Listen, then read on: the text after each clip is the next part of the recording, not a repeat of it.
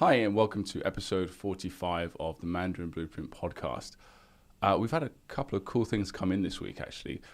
We've got an audio file from one of our clients, Pamela, who has sent in a recording of herself reading one of our stories. Now, we have, if you're not on the Mandarin Blueprint method, we basically teach you how to learn Chinese from zero. I mean, even if you're not a complete beginner, you can still just jump in.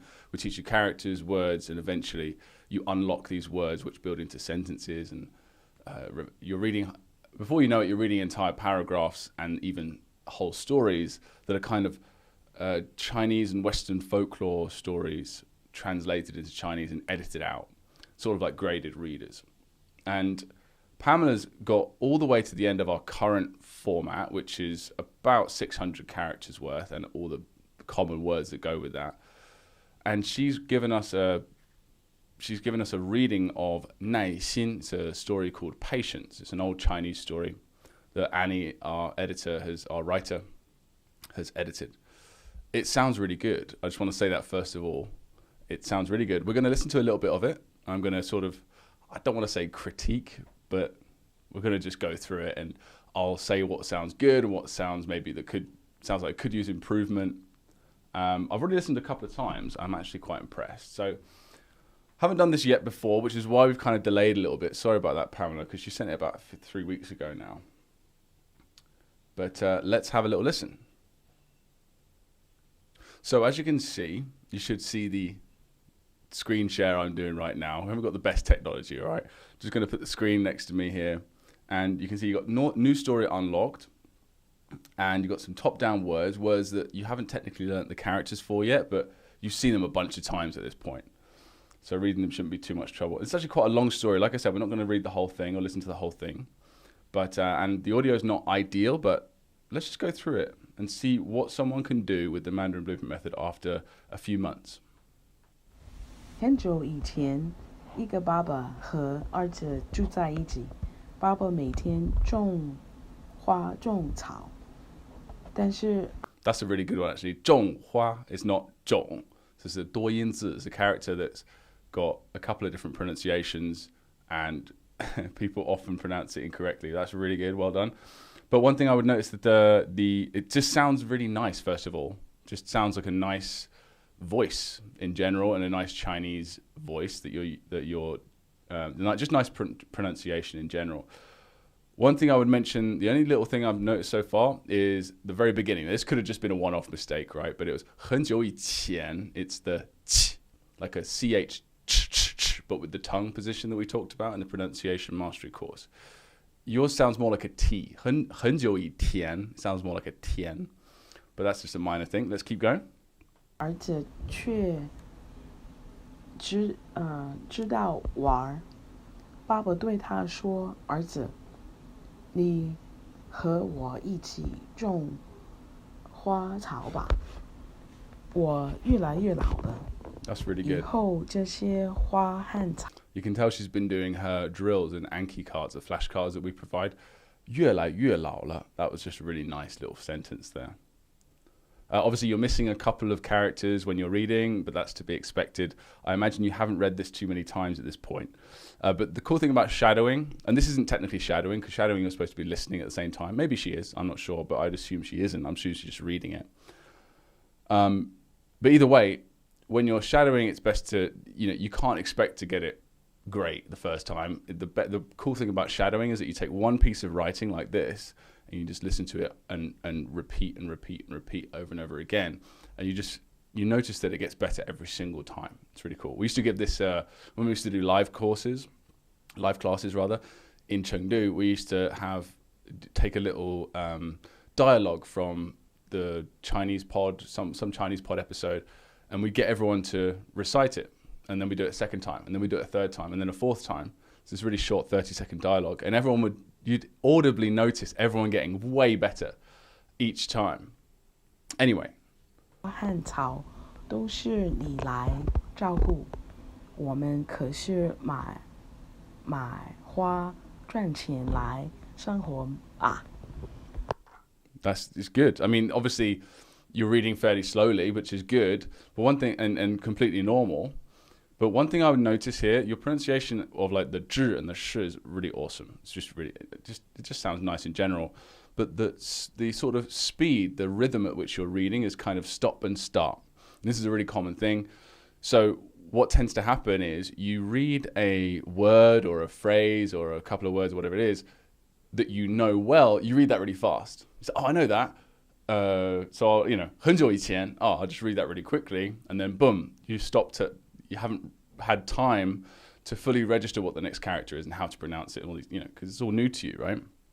So I would suggest this is a trick that I still use, which is read at about, or aim for like 60% speed, but evenly across the entire reading.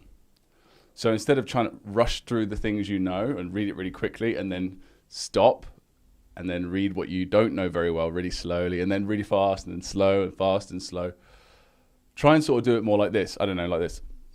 很久以前，一个爸爸和一个儿子住在一起。爸爸每天种花种草，但是儿子却只知道玩。especially because some of this is more written style. Like, for example, we've got a 却 in there. Most of you might not know what that is, but it's more formal, I guess.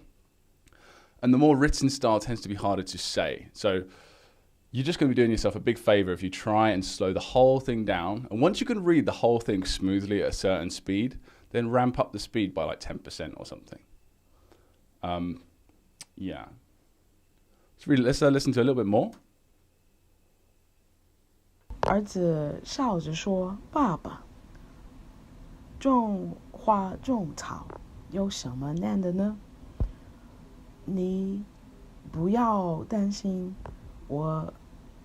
我如果想种，一定能种好。”说完，又出去玩了。Nice. 一个冬天，他的爸爸病得起不来床，只能让孩子去种花种草。买了以后拿钱给爸爸看医生吃药。Yeah, so a few of the tones are a bit off, but that's to be expected. You read 种 there as 种, but overall, I would say really good. Not too many major mistakes. 而且很有信心。 That's a tough one as well. 很有, not 很. Well, I can't say it wrong. Really, it's difficult to say it wrong, but it's a 2/3 tone thing. Didn't mess that up at all. Got the 2/3 tones in there. 他把种子放进土里，然后浇了点水。 Nice. 就准备回家睡觉了。在他看来，明天花就会长出来，然后他可以拿去卖了。第二天，他发现土里空空的，又是。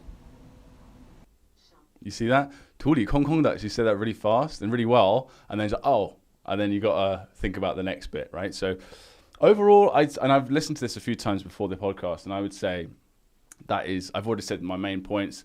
There's nothing really terribly wrong with this at all. It's actually really nice to listen to. So well done there, Pamela. And please, guys, keep them coming in. Send in, and we don't have to broadcast it on a podcast if you don't want us to. If you just say that in the email as well, no problem. But it's good for us to get a handle on, where you guys are. So that's just great to see and great to hear. So thank you for that. So let's jump into our first prop here. William EDMEADES on pick a prop for 是, as in 人是, meaning sort of a person, usually a person of some sort of stature. And he says a tombstone. Yeah, I guess that's because the appearance relates to the appearance and the meaning. Another one from William, pick a prop for 豆, which is like a bean. 豌豆 is a green pea, for example. That would be a giant. He's gone for a giant beanstalk, which makes a lot of sense. Well done. Sandy, who is our star student at the moment, she says pick a prop for shoal. This is a bit more abstract. So this is like means head, as in like the head of something. So in someone in charge of something. And she's gone for Cella from Monsters, Inc. Was that the woman, the horrifically just unpleasant thing that was working with a horrible voice? Wazowski, yeah, from Monsters, Inc. She's in charge, absolutely. That sort of relates to the meaning there. Another one from William for pick a prop for, it's Gao, basically. So we actually use Gao, this entire rather complicated character, as a prop in a couple of other important characters. And it's worthwhile making a prop for it. So for Gao, of course, it means tall, and he's gone with Shaquille O'Neal. So you might think, how are we going to come up with an object just to represent that rather complex thing? Well, we use chunking. So of course, it starts with just the little top hat part. And then we chunk that with the top hat together with the mouth part, and then eventually it chunks with the bit below it as well. So it all makes sense. It all makes sense once you actually get into the cause. Another one here we've got is pick a prop for Jing, which means capital. And this is something that's pretty cool, which people do a lot now, which helps with the more abstract meanings like capital, right? He's gone with the idea of capital punishment. So usually we say capital city. So I think we recommend Big Ben, as in London, or the Eiffel Tower for Paris. But he's gone with a completely different idea, capital punishment. So he's chosen the electric chair. And there's a lot you can do with that as well in your memory palace scenes. Chad Wrestler on pick a prop for ts, which means this. Incredibly abstract. See what he done with it. Let's see. Bobby Brown, a highly skilled singer. One of the first things that came to mind was with the word this was the line in his song, Roni. This is what a real tenderoni likes to do for you. That's a bit out of my, it's not my generation, I don't think. I think I might have just missed that. What a shame. So, next pick prop here is from Mel. And I want to say she, I don't know, he or she. Let's say she. It's for and wu means noon, as in like afternoon. 上午,下午. The cross portion looks like the hands of a clock, and then the top component could be a cowboy hat to trigger high noon. It's resting on the highest part of the clock. Now for this one, I would definitely change this because you've got, from what I'm understanding, I may be mistaken, but it looks like you've got two objects representing that one component, which is the opposite of what this whole method's about. This whole method's about, like I said before, with the Gao character, it's about chunking things together. So, for example, for Gao, we have like the character we had before that William chose Shaq for. It's a very complicated character, but it's technically, and a prop, but it comes from like 3 different props, right? So I think there's a top hat, there's like a Rolling Stones like big mouth with the tongue, and then the one below, I can't remember what that was now, but that's another object. So it's like the equivalent of us just, instead of chunking it together and making it Shaquille O'Neal and just one thing, or the Eiffel Tower, it's like the equivalent of just, I don't know, taking a top hat and a big mouth and the other thing that I can't remember what it is, and just stapling it all together in your thing. It's like remembering 3 things as opposed to just remembering one thing.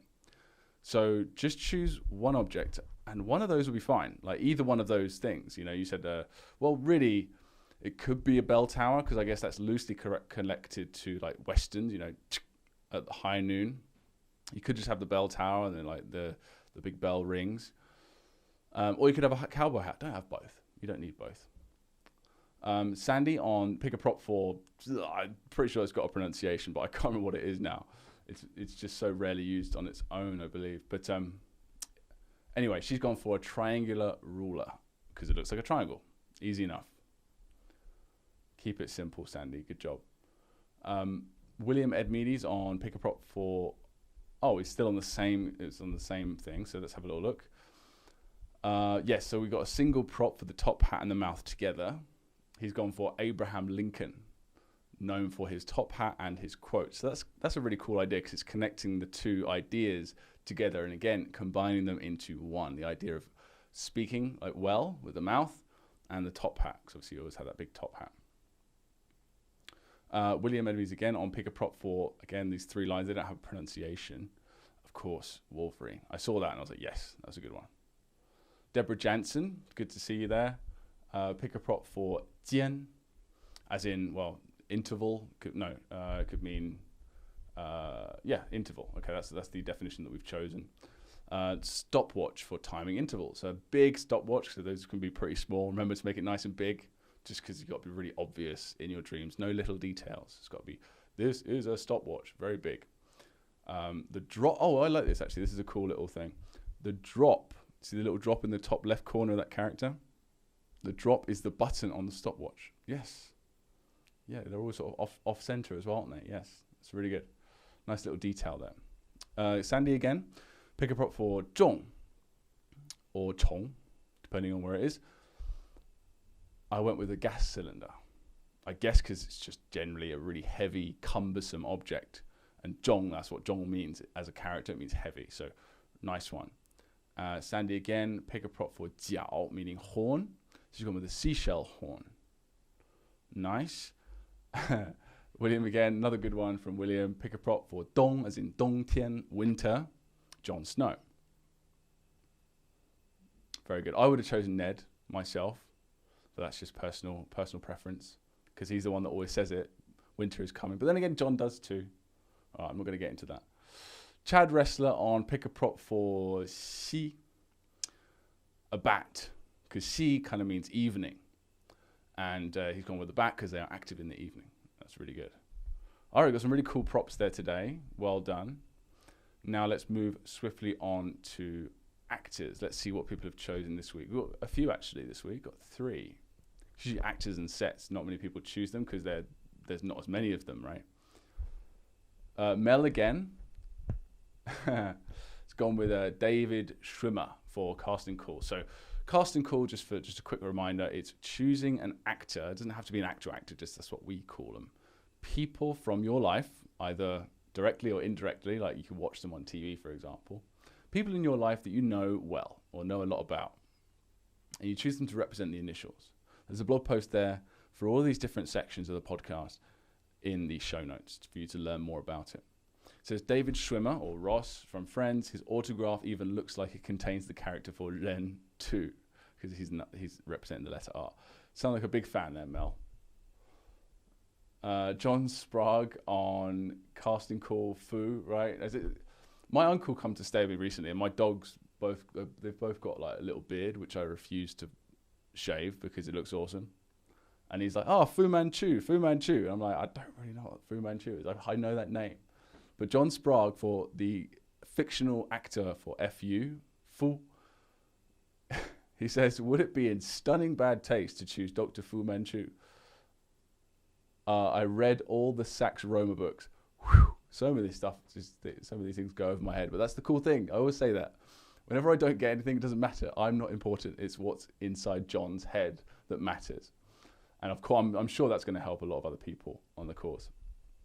Sisi on casting call for Mu. So again, another fictional actor for relating to the letter M in some way. She's gone with Mulan. Well done. That's a good one. Good. So this next part is all about sets. And there's an interesting question here from Paul, which I'm going to read in a sec. But first, we've got our one suggestion here. So this set is basically you get to choose a place that you know that's from that you've lived in, that you know really well, and that's going to represent the 13 different finals that are in this system, the Pinyin finals, right? So for OU, that's the final for OU. Theodore March chose his in-laws apartment in Guangdong, which is nice because the OU is representative of it relates, sort of connects your brain to it. So you don't have to keep looking up which one's your set.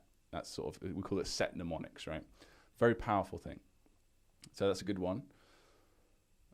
And it's nice to see another guy with Chinese in-laws as well. How you holding up, mate? Paul Tomasovic on make a movie for Jin, as in sort of, what it sort of means today, but I don't think his question is related to the character.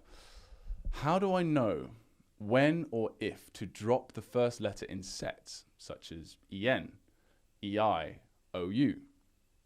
For instance, when I first look at gin, the alcohol, jin, as in today, J-I-N, I didn't realize it was the en set until I heard you say it in the video.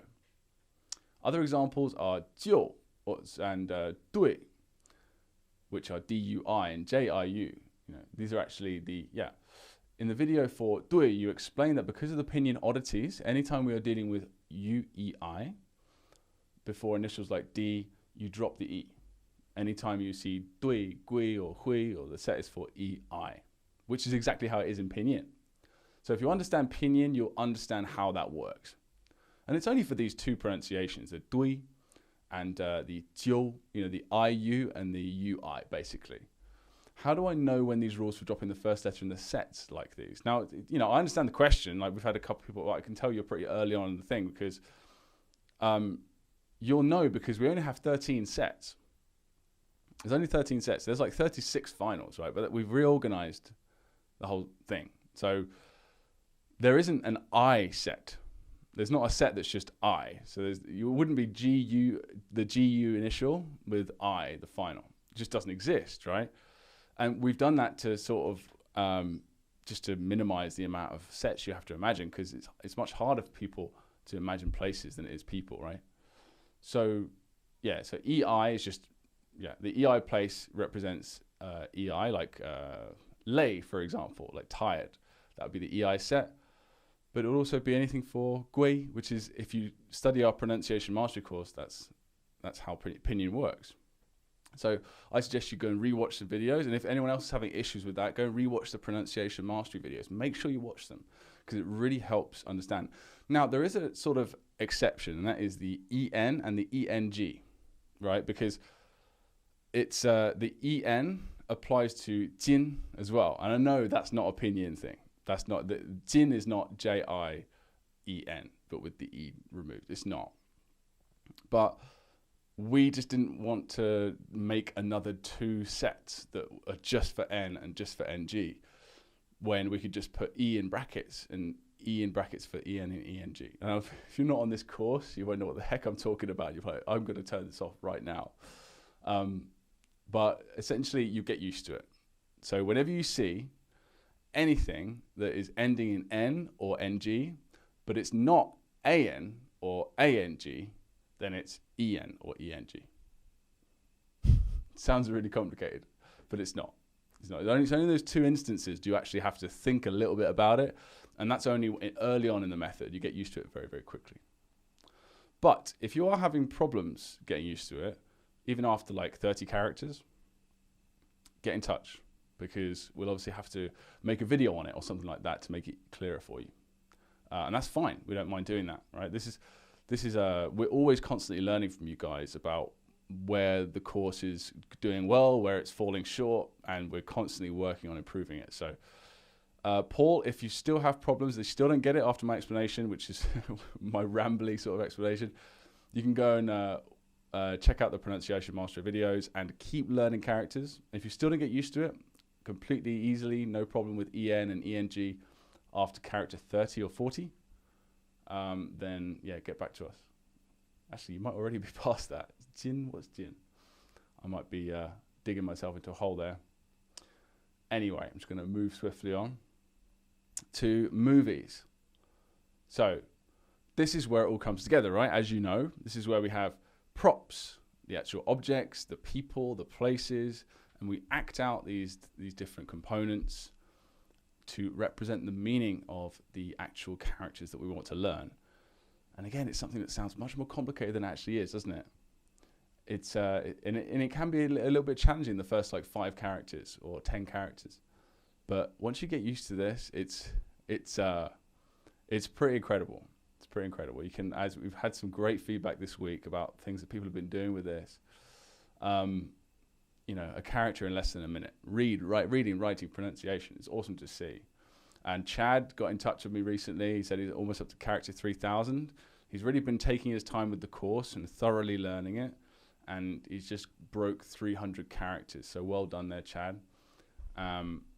And it's great to see that you're still doing really well with it. Great. Mel, make a movie for Ren, which is one of the really early characters. So let's see how she does. Ross from Friends, we've already established that one, is in Heaven's Kitchen. Don't know what that is, but you do. And again, that's the key part. Heaven's Kitchen, I guess, would be the location, the EN representation. And the second tone, of course, that would be kitchen. He is pitching bananas. Pitching is like throwing, for people that don't know, at Jesus. Jesus. Who is cutting... Why Jesus? Okay, we'll figure it out. He's throwing bananas at Jesus, who is cutting them into pieces with a samurai blade.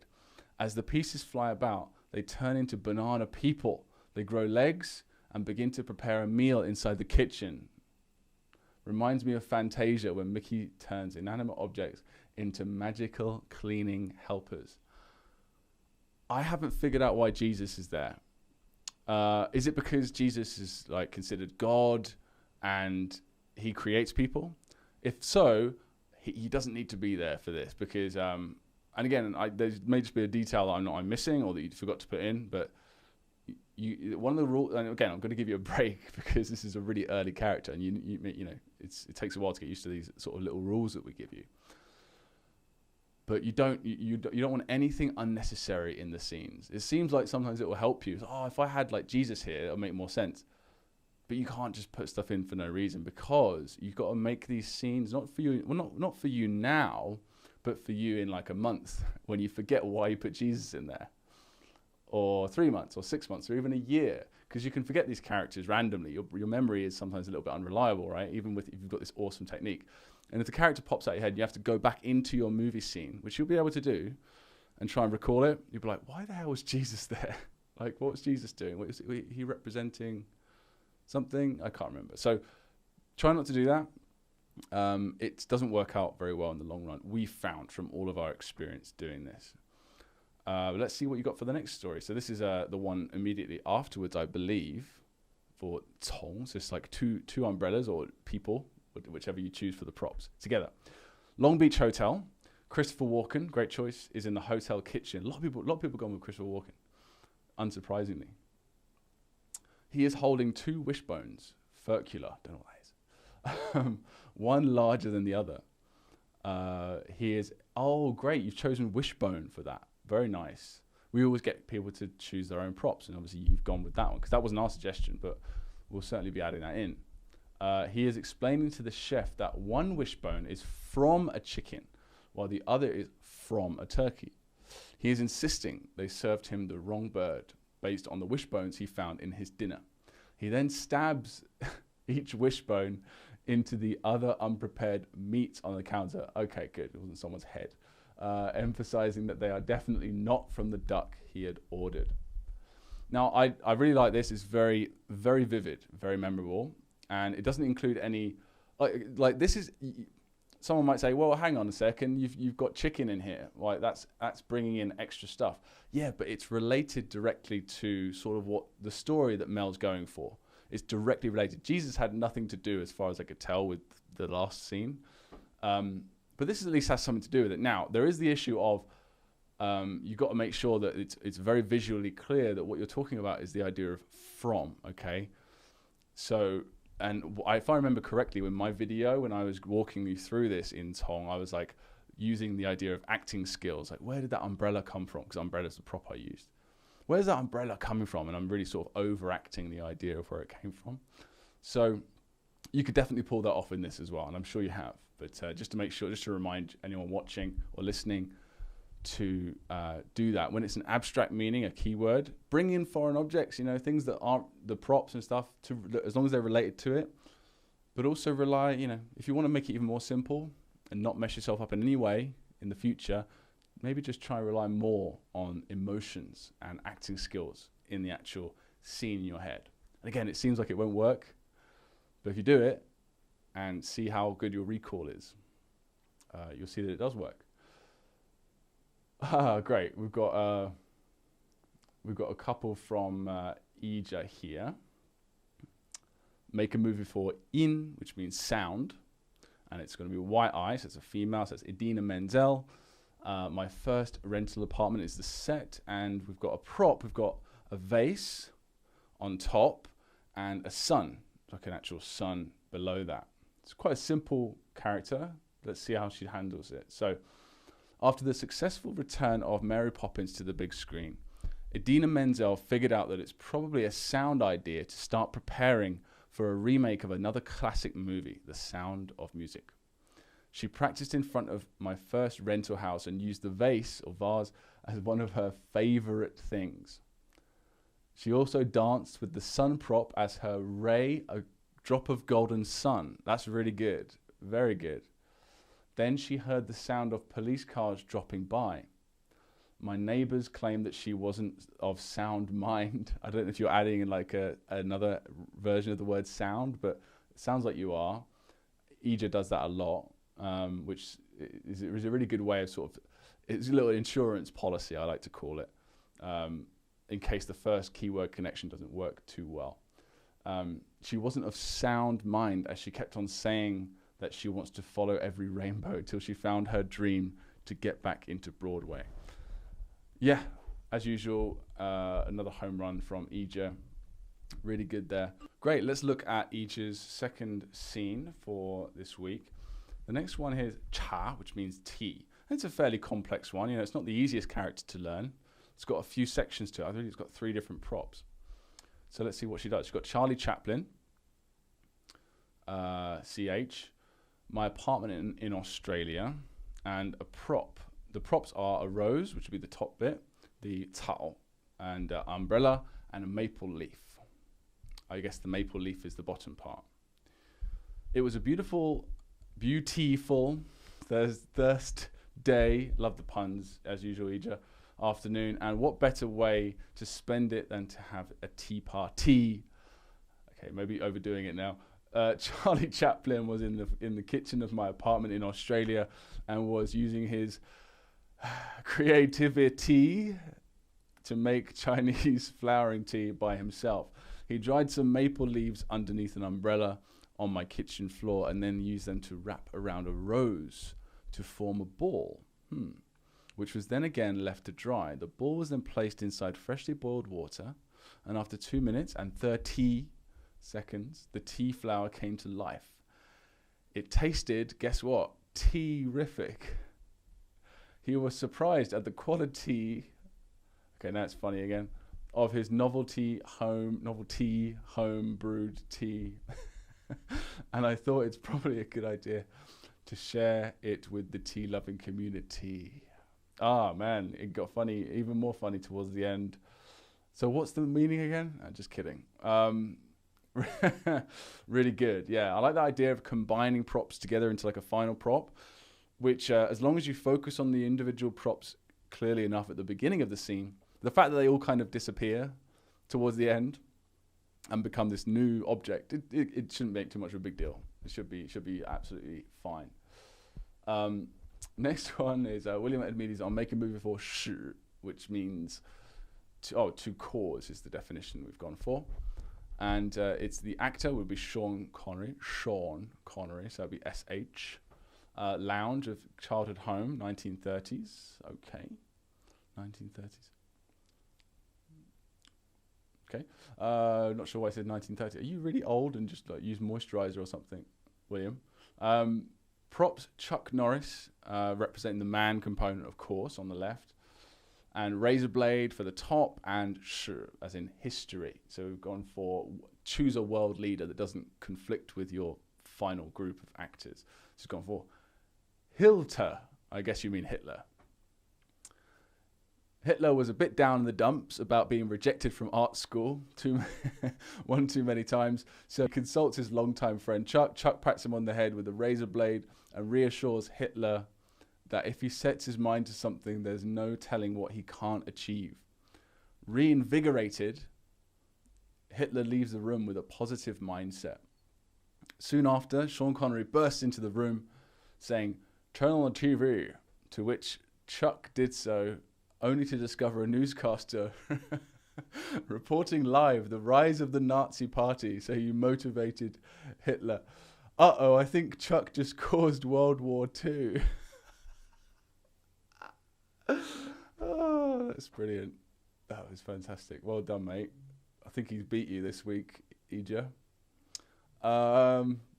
Good. That's all the movies. Oh, I mean, what more could you need, really? That's all the movies for this week. Well done, guys. This is going to be so good for when we, I just get excited about these stories because this is, I mean, we'd have to pay a team of writers a lot of money to do this, right? But you guys are doing this for free just to help the community and, let's be honest, show off a little bit. I mean, show off your comedy chops. But this is going to be so good, and it already is good. It's helping a lot of people who come to and they're like, well, they're having trouble thinking of a scene. This is already massive help, but we've been sort of playing around with the idea, sort of doing a bit of dreaming about the app situation. When we eventually, when this takes off and we get to the point where we can actually develop it into an app that's easier to use or even easier to use, I should say. And these sorts of scenes are going to be popping up for people. Get some inspiration, boom, and they get these awesome, mini movies. They genuinely are. I just get so excited at that prospect. Brilliant. Okay, so that's all for the movies. We're going to move on to pronunciation now. Just got a couple of quick questions for pronunciation. Let's have a little look. Jeff Johnson on... yes, okay. So Jeff Johnson on Annie Lauscher review, simple final U. The umlaut U, it's that U sounds, or like the Swedish, it's the Swedish one, right? And the German, it's in German, is something that I feel really needs a minimal pairs practice section. I thought we had one. I'll look into that. Minimal pairs, by the way, for those that don't know, it's a cool idea that we found out about before we released the Pronunciation Mastery, so minimal pairs in any language is basically sounds in a language that get confused easily. I don't know, I think it's much more difficult in English, I believe, for non-English speakers. You've got lots of different pronunciations of the letter E, for example, or something like that. I don't know what the minimal pairs are in English, but in Chinese, there's a few studies about it. The most challenging ones are Z and ZH, so Z and Zh. Confusing the sounds of those. For me personally, and for a lot of people, I believe, it's the IN and the ING, specifically with Q. So like QIN and QING, like Qin and Qing. It's really difficult for me, or it was difficult for me to hear the difference with a smaller vocabulary. Anyway, he says, I hear a dramatically different sound between Luke and Annie. For fish, yu, I hear Luke saying something that sounds like you, like you, which is how I say it. Sometimes when I play the first lesson on umlaut u, it sounds like he's saying you. Okay, right, well, fair enough. While I hear Annie saying the long e, like yi, for go, I hear Luke saying something that sounds like chew, like chew, right? And I hear Annie saying chi. Yeah, okay. Now, this is something that I know what you're saying. I actually went back and I listened to Annie's video, and I'll put it. In fact, we'll get it put up here for you so you can have a quick listen. Chu. That's how I say it. Or fish would be yu. Now, when teachers enunciate, they might enunciate to the point where they'll say yu. They'll have a little yu on the end. Now, but that's not to say that's how most people would say it in reality, right? But I actually believe, I listened to the video and I believe that Annie is saying it in a similar way to me, if not the same exact way, or I'm saying it in the same way as her. We're both saying chu, or yu, right? It's that's how it's said, And you're always going to find slight differences. I guess maybe you heard something, and sometimes it could be your ears playing tricks on you, but sometimes you might actually be hearing a genuine difference. Like, for example, when my wife, I first met her, she would say van. Like, she'd say a W, which clearly to me sounded like a V sound. And it drove me mental because she didn't hear it. She's like, what are you talking about? Van. But that's just because she's from Beijing. Or, well, not Beijing, but she's from the north. And that's like the northern accent coming through a little bit. Instead of wan, it's more like Taiwan. It's like a very subtle V sound, right? But it's just just, there's subtle differences. But yeah, that particular video, there's not a difference as far as I can tell. But maybe in the Anki cards, she was trying to enunciate clearer. She wanted to say it in her mind would be clearer. It was something that teachers sometimes do. They'll say like "chu," it's a little "yi" at the end. But that's only because of a teacher's habit of over enunciation. Anyway, hopefully that answers your question. I'm sorry if I really tried not to. I tried to say it as native as I can. I'm pretty sure I say it to a native level. But hey, everyone's fallible. But I'm pretty sure that is, I think go double check that one. But thanks for the comment anyway. Like I said, we want to know that stuff. If we are making a mistake somewhere, I don't think we are, but we want to hear about it. Christian Gregoire on the Mandarin Blueprint Method Overview. Okay, even if not rocket science, the practical use of Anki remains a question mark. I'm not sure what you mean. Even if not rocket science, the practical I don't know why you put rocket science there. But the practical use of Anki remains a question mark. It would be interesting to provide a process chart about the acquisition achievements and milestones I'm ready to undertake my 5th or so method for Mandarin, which is after 10 years at basic level. Could Blueprint method be the 6th one or the good one? Thanks to you guys. Thank you. Yes, Anki's not a question mark. Anki is just a SRS. Anki is an SRS system that is guaranteed to give you a retention of around 90 to 95%. Guaranteed. It's just as long as you use it correctly. Now, you can use flashcards very badly, which I did for a long time, like with Memrise, for example. Great website, fantastic website, but I was using the flashcards wrong. I wasn't putting images in. I wasn't learning the characters before learning words. I wasn't learning the characters at all. I was just smashing images into my head like over and over again.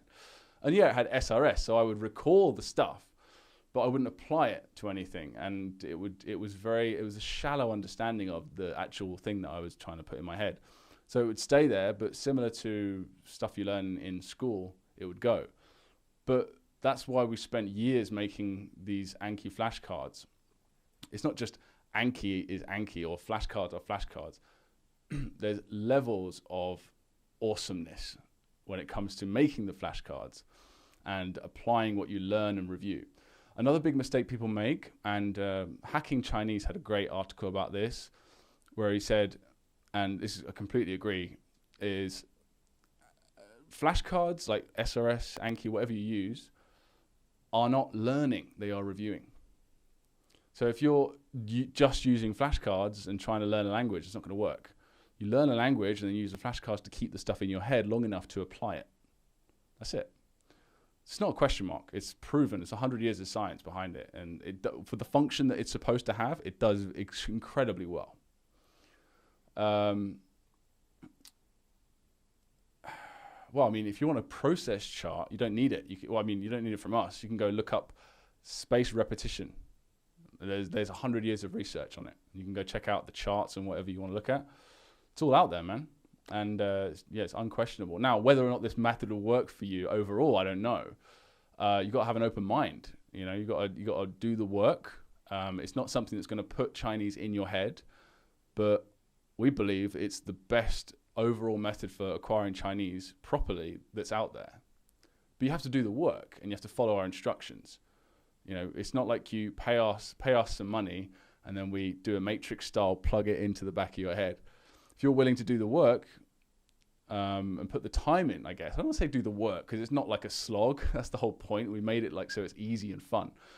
And I don't want to say easy. I want to say, well, John Sprague, he used a great word for it, which is effortless. It's not easy because it's learning an entire language. Of course, it's not easy. It takes some. It's hard to say work, but you get what I'm trying to say. We've made it as fun as we possibly can and as efficient as we possibly can. And flashcards are a big part of that.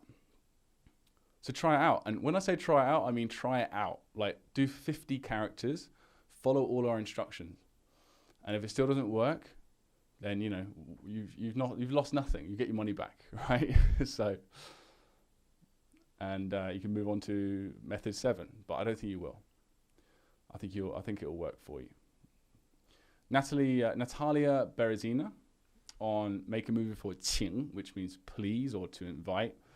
She says, the order of the strokes here makes me wonder if it's a Japanese character instead of a Chinese. It's strange, but the writing order is not the same for many common characters in Chinese and Japanese. I didn't know that. But Japanese characters, as you see them there, are from Chinese. So there's no Japanese characters. I believe it's, what do you call them? Oh God, I should get Phil. Phil studied Japanese for a little bit. I should get him to say it. But there's like the phonetic kind of Japanese characters, and then there's the traditional Chinese characters which they use in Japanese. So, but yeah, you might. I mean, I haven't studied Japanese, so you might be right there. Great. Okay, so we just got one more email here, and it's about the course restructuring that we're going to do. So, as Phil said, I believe he mentioned in last week's episode, we're going to change the overall structure of the course. Just not hugely. It's going to be the same basic idea, but what we currently do, for those that don't know, is that it's one linear process involving characters which unlock words, which unlock sentences, and so on and so forth, and then eventually conversations and all that. But each level, there's 36 levels at the moment. There's soon to be a bunch more, but each level is just one linear process, and it's just mixed up. So you've got characters, words, sort of in a thing. And we found that Sandy, for example, one of our who's trying to smash through the whole thing as fast as she can, she's finding it a bit laborious getting or intimidating rather, getting all of these Anki cards from all these different things. It's just like when you're starting the course and it takes a change of mindset to learn how to learn characters. And once you do that, you feel great. You're like, yes, but then you've got this whole new thing of words and grammar and all these other things that we're sort of piling on top of you in a good way, obviously. But and she found that a bit overwhelming because of the speed that she was going through it. So we decided we're going to just put all the characters, bunch them up at the beginning of the level, and then at the end of the level, you'll be able to go and also the words they unlock as well. And at the end of the level, you'll be able to read all the sentences and the reading content based on those characters and words. And it's just so it's compartmentalization a little bit, so it's more sort of less jarring for you. But we've got an email here from John that's got another perspective on it. So let's have a look. Hi lads, greetings from sunny Germany. Having watched podcast 43, I heard your suggestions for restructuring the course, and here are my thoughts for what they're worth. Great idea. It is tempting to be able to slog away at all 592 characters in a short length of time. It is certainly possible to learn them very quickly. That's the beauty of the hands and movie method. It really does work. I think that the individual learning paths your students take depend very much on their individual circumstances. That's absolutely right. On the one hand, for someone who lives in China or perhaps even has basic grounding in the language, spoken language, sure, they can go ahead and get as many characters as possible under their belts. However, for someone like me, whose only exposure to Chinese is through your course, your sample sentences seem to me to be particularly important. I may not grasp the grammatical content from the outset, but by reviewing all the sentences in Anki and by seeing the characters and words again and again, I am seeing them in context, which is, after all, what the language is about. That's absolutely right. I also see no problem in top-down words often cropping up, so words that you don't know the characters for, as I mentioned earlier. By the time they, in turn, are presented in a lesson, they have been encountered so often during Anki revision periods that they hardly have to be learnt. They have been absorbed already. Another point about characters and words versus sentences is, had I just learnt 500 characters, i.e. 1,200 words or more, as standalone elements, I would be able to read. Would I be able to read and understand the stories you provide? Surely not. So, yeah, I would say, a lot of people would like to just learn all the characters. I mean, we did, basically I learned 3,000 in 6 months. That's pretty much the main thing I focused on for 6 months, just smashed through all the characters.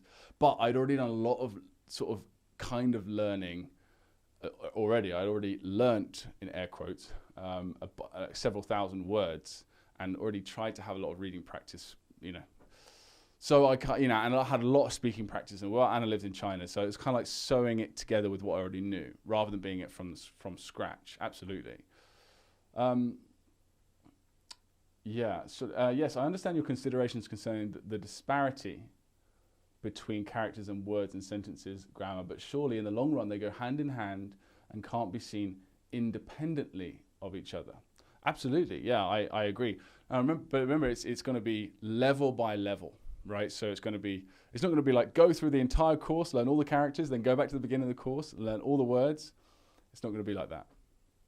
But I don't think you thought that. I just think that there could be several paths, not just two. Tempting as it may be to be able to learn 592 characters in 2 months, or less really, and soon another 900 or so in 3 months, there is no substitute for continuous exposure by hearing words in context. Text, text. Sorry, my eyes. I'm trying to not wear my glasses because I don't like them. I personally don't mind learning everything in parallel. The time it takes is irrelevant. For example, the speed at which I've gone through the course so far has been slowed somewhat since the introduction of our conversation connectors. But does it matter? No, because they are just one more building block to be learnt en route to proficiency.